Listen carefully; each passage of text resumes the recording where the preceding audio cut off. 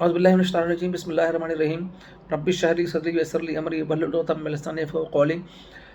जैसा कि हमने अपने पिछले लेक्चर के अंदर पार्ट 1 के अंदर हमने सेक्शन 131 स्टैट्यूटरी मीटिंग के बारे में हमने डिस्कस किया था। आज हम सेकंड पार्ट का आगाज़ कर रहे हैं सेक्शन 2 के साथ। और हम सेक्शन 2 में जो बेसिकली जो लॉ कहता है कि the notice of statutory meeting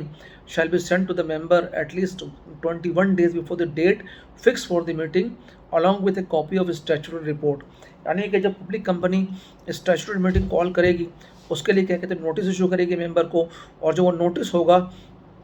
उस नोटिस के साथ क्या कहते हैं स्टैट्यूटरी रिपोर्ट भी क्या कहते हैं अटैच होना चाहिए। अब स्टैट्यूटरी रिपोर्ट के कंटेंट क्या होते हैं, सब सेक्शन 3 ऑफ सेक्शन 131 जो है वो बताता है कि स्टैट्यूटरी रिपोर्ट के अंदर क्या क्या चीज़ें होनी चाहिए। सबसे पहले तो क्या कहते हैं वो कहते हैं कि स्टैट्यूटरी रिपोर्ट के अंदर होना चाहिए कि टोटल नंबर ऑफ शेयर जो अलॉट हुए हैं वो होना चाहिए उसके अंदर, कि कितने शेयर अलॉट हुए हैं, और अगर डिफरेंट क्लासेस के शेयर हुए हैं या डिफरेंट काइंड के शेयर इशू हुए हैं तो आपको उसके अंदर भी आपको डिस्टिंक्शन क्या कहते हैं बतानी है। यानी जो 3 का सबसेक्शन 1 है वो कहते हैं total number of share allotted, distinguishing share allotted other than in cash and stating the consideration for which they have been allotted. यानी आपने शेयर इशू किया है तो आपने ज़ाहिर कैश में कुछ इशू किया है, अगर काइंड में इशू किया है तो आप सेपरेट बताएंगे कि टोटल नंबर ऑफ शेयर इतने अलॉट हुए हैं, उसमें से कैश में इतने हुए हैं और काइंड में इतने में, और कंसिडरेशन जो है इतनी क्या कहते हैं काइंड में रिसीव हुई है और इतनी क्या कहते हैं कैश के अंदर रिसीव हुई है। उसके अलावा जो कैश क्या कहते हैं रिसीव हुआ, total amount of cash receive by the company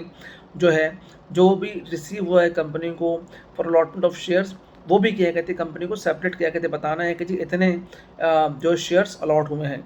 उसके अलावा जो बहुत इंपॉर्टेंट चीज़ है वो ये बतानी है कि एक abstracts of receipt of payment of the company क्या कहते हैं बनाना है, और वो होना चाहिए जो within 15 days of the date of the report. यानी जिस डेट को रिपोर्ट इशू की जा रही है उससे 15 दिन से ज़्यादा की पुरानी ना हो, यानी उससे पिछले 15 मैक्सिमम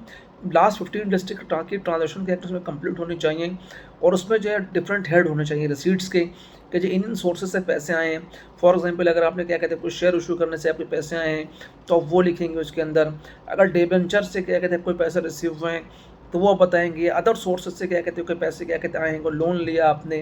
कोई कोई क्या कहते हैं आपने एडवांसेस लिए हैं, या कोई आपने अदर फाइनेंसिंग लिए, उसकी डिटेल जो भी ये कंपनी ने रिसीव की उसकी डिटेल होगी। उसके अलावा फिर पेमेंट आप बताएंगे कि जी आपने पेमेंट जो है वो किन किन को क्या कहते हैं किया है आपने, यानी किस किस हेड में किया। हो सकता है आपने अंडर राइटर्स पर पेमेंट की हो, आपने क्या कहते हैं कुछ प्रिलिमिनरी एक्सपेंसेस किया हो, या आपने कुछ और लॉयर को पेमेंट की हो, तो जो ये पेमेंट होगा उसकी क्या कहते हैं आप डिटेल देंगे। और उसके बाद आप क्या कहते हैं बताएंगे कि जी क्या कहते हैं आपका रिमेनिंग इन हैंड जो है क्या है, यानी टोटल एक कैश रिसीव्ड और कैश पेमेंट की एक रिकन्सिलेशन होगी जिसमें आप ओपनिंग बैलेंस अगर आपके पास कुछ है वो देंगे, रिसीट देंगे, पेमेंट देंगे और बैलेंस देंगे। उसके अलावा क्या कहते हैं आप जो एक एस्टीमेट ऑफ प्रिलिमिनरी एक्सपेंसेस देंगे वो सेपरेटली क्या कहते हैं आप इसके अंदर देंगे। आप बताएंगे जी कि जी कंपनी को के लिए प्रिलिमिनरी एक्सपेंसेस क्या कहते हैं इतने हैं, वो सेपरेटली आप बताएंगे। इसके अलावा क्या कहते हैं जो कमीशन या कोई डिस्काउंट क्या कहते हैं आपने पे किया ऑन इशू ऑफ शेयर, वो क्या कहते हैं भी क्या आप बताएंगे। उसके अलावा आप उस स्टैट्यूटरी रिपोर्ट के अंदर name, address and occupation of the directors बताएंगे, चीफ एग्जीक्यूटिव ऑफिसर के बारे में बताएंगे, सेक्रेटरी के बारे में बताएंगे, ऑडिटर के बारे में बताएंगे, legal adviser of the company के बारे में बताएंगे। उसके अलावा क्या कहते हैं आप जो है कोई चेंज अगर आपको हुआ है कंपनी इनकॉर्पोरेट करने से लेके अब तक, तो आप उस चेंज के बारे में बताएंगे, जो भी चेंजेस इनकॉर्पोरेशन से लेके स्टैट्यूटरी रिपोर्ट तक क्या कहते कोई भी चेंजेस अगर क्या कहते हैं आपने की हैं तो भी क्या कहते हैं आप बताएंगे। उसके अलावा क्या कहते हैं अगर आपने कोई कॉन्ट्रैक्ट साइन किया है या किसी कॉन्ट्रैक्ट के अंदर क्या कहते हैं मॉडिफिकेशन क्या कहते हैं आपने की है, तो वो मॉडिफिकेशन भी जो है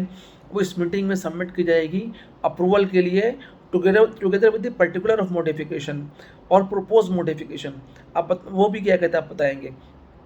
उसके अलावा जो अंडर राइटिंग कॉन्ट्रैक्ट क्या कहते हैं आपने किया होगा वो अंडर राइटिंग कॉन्ट्रैक्ट भी क्या कहते हैं आप प्रेजेंट करेंगे। और क्या कहते हैं कोई कॉन्ट्रैक्ट है कैरी आउट किया गया है या नहीं किया गया है, यानी कोई कॉन्ट्रैक्ट हुआ लेकिन कैरी आउट नहीं हुआ, और कोई कॉन्ट्रैक्ट हुआ और कैरी आउट हो गया, दोनों को रीज़न बताएंगे जी जो कैरी आउट हुआ उसकी रीज़न क्या है, जो नॉट कैरीड आउट हुआ उसकी रीज़न क्या कहते क्या है वो भी क्या कहते हैं बताएंगे। इसके अलावा क्या कहते हैं कोई अगर आपने कमीशन दिया है, कोई ब्रोकरेज पेड किया है आपने सेल ऑफ शेयर के लिए किसी डायरेक्टर को, जो कंपनी का डायरेक्टर भी है और उसको आपने किसी डायरेक्टर और सेलिंग में इन्वॉल्व है,